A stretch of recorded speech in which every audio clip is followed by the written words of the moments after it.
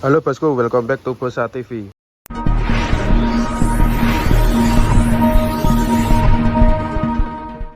Oke, di video kali ini kita akan membahas iPhone 16 di tahun 2026 ya bosku. Ini HP yang aku beli di tahun lalu untuk daily driverku. Jadi kita akan membahas apakah masih worth it di tahun 2026 atau enggak, karena banyak YouTuber yang membahas ini tidak rekomendasi ya. Kita akan jelaskan secara spesifikasi singkatnya ya. Untuk chipset sendiri di A18 itu masih tergolong baru dan masih bisa digunakan di jangka panjang ya bosku.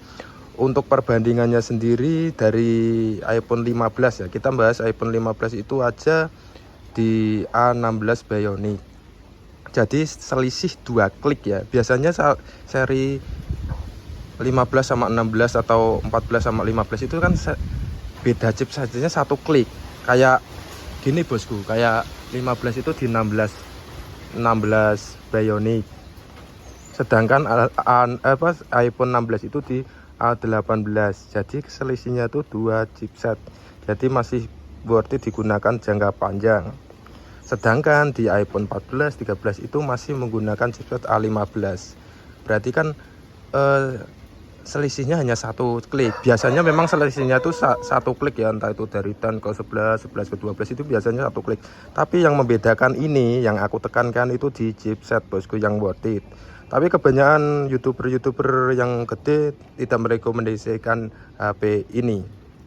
Oke, kita membahas spesifikasi singkatku. Ini yang aku pakai dari tahun lalu, kisaran 4 bulanan.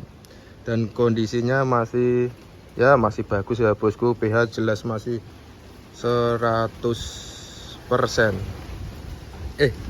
Nyari baterai, terus ini kesehatan, ini sudah di iOS 26 ya bosku, titik 1 ya, ini masih 100%.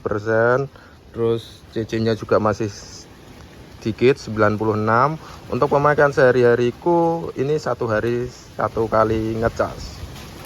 Untuk apa yang digunakan ya, ini ngegame Mobile Legends tipis-tipis. Terus untuk sosmed, buat konten juga aku menggunakan HP ini. Terus untuk internalnya sendiri ini masih 128 GB ya, tergolong memang kecil ya bosku, tergolong memang kecil di tahun 2026. Tapi kalian bisa beli yang 256 juga, 512 juga ada, tergantung kebutuhan kalian. Soalnya aku juga tipis-tipis, nggak pernah yang ngonten 1 hari sekali itu enggak. Jadi menurutku masih cukup saja.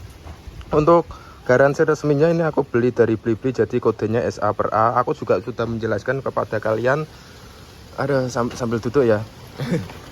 Untuk kode resmi itu ada 3. Yang pertama itu iBox PA_A, dan yang kedua itu ID/A atau Digimap, dan yang ketiga itu ini SA/A atau resmi Blibli.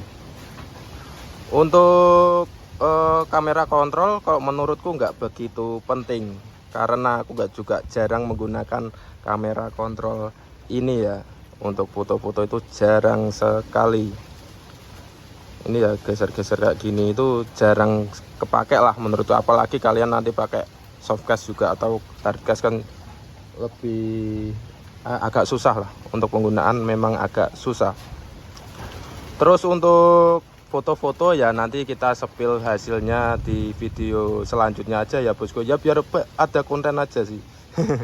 Biar ada konten, karena aku juga jarang mengonten. Untuk dinamis istilahnya ya, sekalian bisa tahu sendiri lah sekarang Android 2 jutaan lah, 2 juta 3 jutaan sekarang menggunakan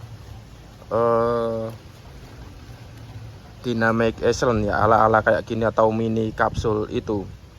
Untuk kamera sendiri ini menurutku masih bagus-bagus daripada kalian beli 15. Kalau 15 malah aku nggak pernah merekomendasikan 15, karena apa ya kak, kalau kalian ngincar di kamera, kalian beli 15 itu terlalu natural, apalagi di foto buat malam itu kayak Android bosku. Soalnya temanku punya, jadi foto-fotonya itu pakai HP ku. Untuk resolusinya sendiri sama aja sebenarnya sama 15 itu di 48 megapiksel dan ultrawide-nya itu 12 megapiksel. Tapi kalian kalau beli ini kan Vibes-nya kayak seri 17 walaupun memang warnanya berbeda. Untuk kelebihan lagi apa ya, kamera Control udah ini nggak begitu aku juga pakai sih, kamera biasa sih aku. Kalau untuk ngegame ya masih sermov ya karena aku beli baru ya. Kalau dulu aku reviewnya inter banyak kerusakan ya, sekali-sekali aja ya bosku. Jadi sekian dulu video dari pengalamanku ya dari Bosatria di channel Bosat TV. Kemungkinan nanti kita lanjut video di hasil kameranya aja. Tolong kalau ada yang masih bingung tolong di komen di bawah. Aku akan selalu membaca komentar kalian dan aku akan balas pasti ya. Jadi sekian dulu bosku, see you.